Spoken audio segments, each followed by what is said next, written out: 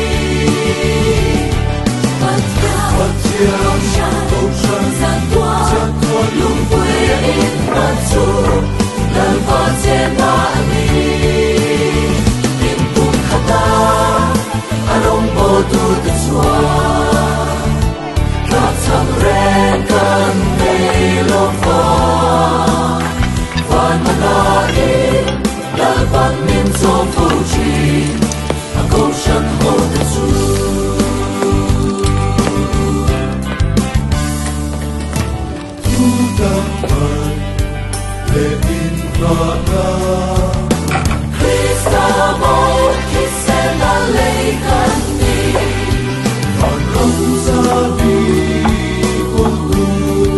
Ghiền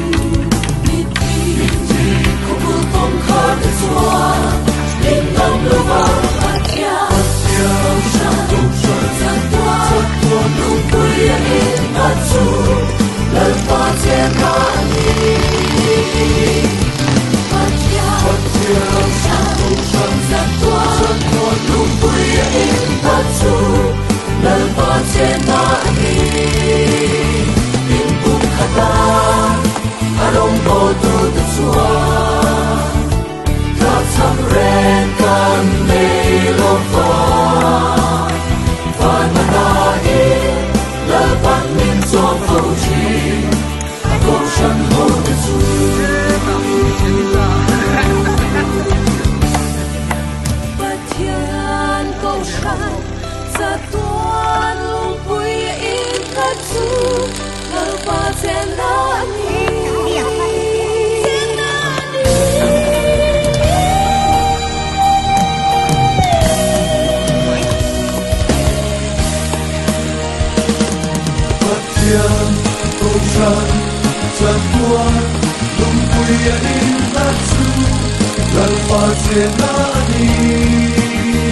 để không bỏ lỡ